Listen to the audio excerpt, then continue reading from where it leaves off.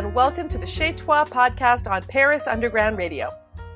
I'm Emily Monaco, fungus expert and professional consumer of cheese. And I'm your resident wine expert, Caroline Connor. And we both live in France, where wine and cheese are cornerstones of almost every meal, from the day-to-day to the extraordinary. At Chez Toi, we feature recipes submitted by home cooks like you and pair them with the perfect wine and the most complimentary cheese. This week's recipe is a salmon with a miso tahini sauce and cucumber carrot salad from Christy Velasquez. Hi, I'm Christy, and I currently live in Lyon, France, but I'm originally from Los Angeles, California, and I love this recipe. Whenever I'm craving flavors from back home in California or just other flavors than French food, I like to cook this up, and I love cooking with salmon because it's so versatile, and it's actually a really great weeknight fish to cook with. So hope you enjoy. Voila!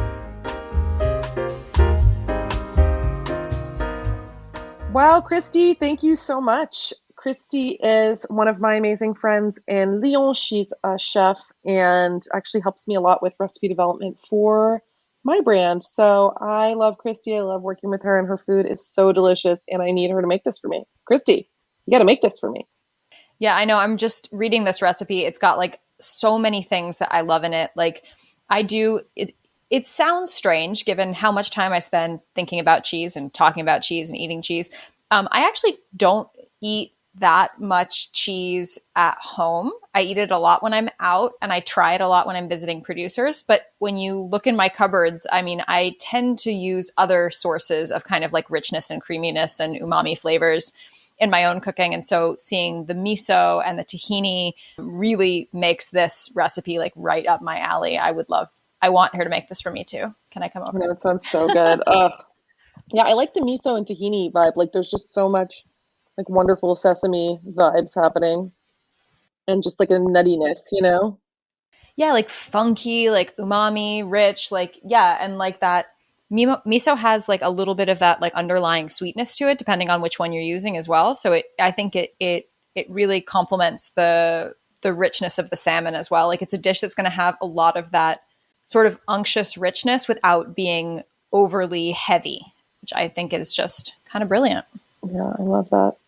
Do you want to, well, I mean, this is an interesting one because it has like sort of, you know, slightly Eastern vibes.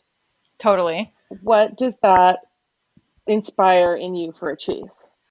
So I'll admit that at first it kind of stumped me because, you know, there's not a ton of cheese in East Asian countries. I had a really close friend when I was at boarding school who was from Korea, and she used to tell us that she hated cheese and she hated bread.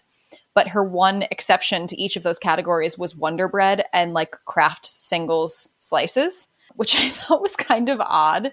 But I think there's something sweet. There's like an underlying sweetness in both of those processed products. And I mean, I am the worst person to come to if you want to be holier than thou because you like something that you think is better from a, you know, oh, I'm, you know, my highbrow, like single origin, blah, blah, blah is better than, no, Kraft singles are great. They have a purpose, and the purpose is grilled cheese. And, you know, I'm not sure if I can agree with you about the Kraft singles. Oh my God. At this point. No, I love a Kraft single. I got to say, love a Kraft single. I literally come back from the States with Kraft macaroni and cheese with the powdered, the bright neon orange powder. But I'm not going to pair this beautiful salmon with Kraft singles. That was not where I was going with this.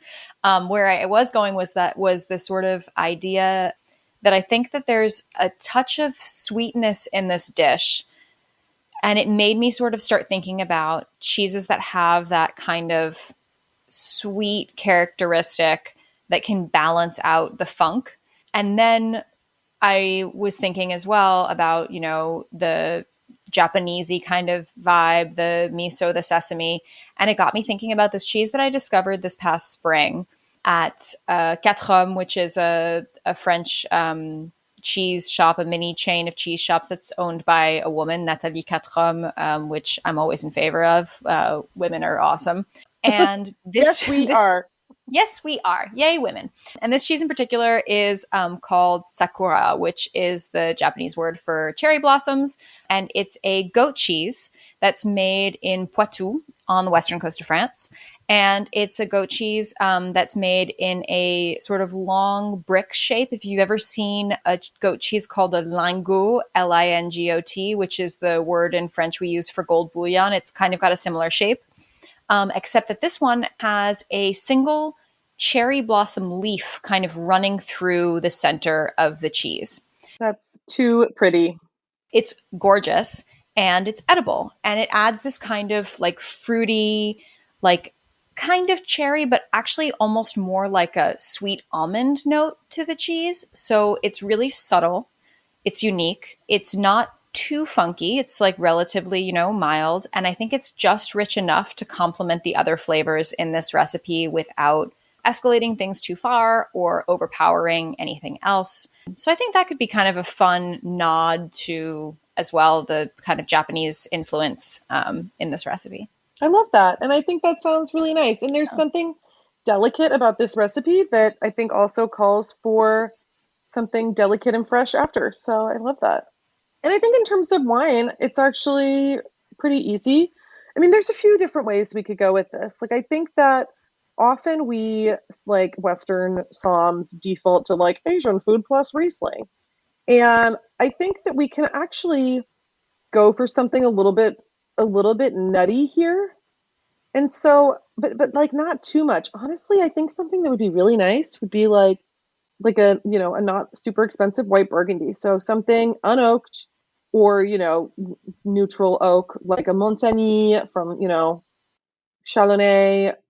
There is, on these Chardonnays, there is going to be something slightly slightly nutty that is, overlaying a kind of apple, peach, citrus vibe. They tend to be, have a little bit of richness, which I think can really go nicely with salmon because that is, an oily fish. It's not something that is super light, but then they're not going to be overpowering anything. I think they would still be able to stand up to our little cucumber salad. There's going to be good acidity.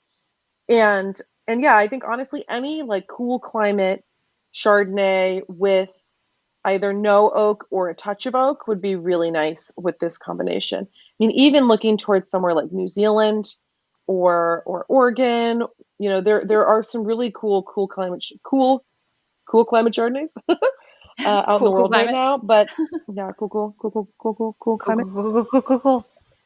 And Jake Peralta. Right. That show. That show was so good. Nice. But yeah, I think that would be really nice. I mean, I think you could really do any kind of, and again, I keep going back to these like neutral whites as such good food wines, but anything that I think was mostly on the crisp, sort of light side with a touch of nuttiness would be really good. And tell me, I mean, you alluded to this, but I'm really interested because you're absolutely right that Western somms do tend to think like Asian food, Riesling. Why do people do that? I mean, I think that so basically anytime you're dealing with spicy food, sweeter whites will kind of dull spiciness. So sweeter whites will alleviate heat. Whereas a big tannic red will make heat spicier. And so the goal of Western somms, certainly historically, when pairing with spicier cuisines or cuisines that might be sweet and sour, like a Thai curry, for example, has been like, okay, just put it with a German Riesling where Riesling has a lot of acidity, so it can stand up to the sour element of that, but then it also has some sweetness, which can mitigate the spice. But what I really realized a long time ago, I went to China for a month after I graduated from college. This was 2009. And I remember just like, seeing how people drank like young Bordeaux, like expensive Bordeaux with like Sichuan cuisine, and these are big tannic reds that Westerners don't touch for 10 years. And the Chinese are like, give it to me now and serve it with chilies. And so I think seeing that really made me realize that like wine pairing is so subjective. It totally depends on what you want to get out of it. And so I think that it's reductive to just say that like Asian food, which also means nothing, right? I mean, what does that mean? Nothing, goes with Gewürztraminer and Riesling. But I think the impulse there has been has been to mitigate spice. And I think maybe I did this with Forest Pad Thai. Maybe I probably paired it with some sort of Alsatian wine. And it's not to say it doesn't work. Like it totally can be really good. I mean, I think a German Riesling with a little sugar can be really, really, really good with any like kind of Thai food because it has a little bit of sweetness and a lot of acidity. But it is not the only thing. And if you want to make something spicier, then go with reds. Go with the big red. I know this dish isn't spicy, so that's not really what we're after. But I think there is this kind of, this just like lazy go-to in Western Soms of like pair quote unquote Asian food with Riesling. And we are anything but lazy at the Chez Toi podcast. So we like making our lives complicated. I'm actually in bed right now. So I am lazy right now. I'm cold. That's why I'm in bed. Cold and lazy are different. We'll be right back after a word from our sponsors. And now, back to Chez Toi. Well, I love that pairing idea. And, if anybody out there wants to hear what we might pair with your food and, send us something Asian. And as Caroline said, Asian is a big, wide category. You can have things that are like delicate sashimi, and you can have, big garlic, chili, heavy Korean dishes. And you can have, really balanced with the acidity and the heat of Thai. So send us something surprising, and we promise to not take the easy way out when we're picking our pairings for you. Yeah, send us something spicy. Yes. Send us something something spicy that we can make spicier with red. Yeah, that'd be fun. Something spicy where you want it to be spicy.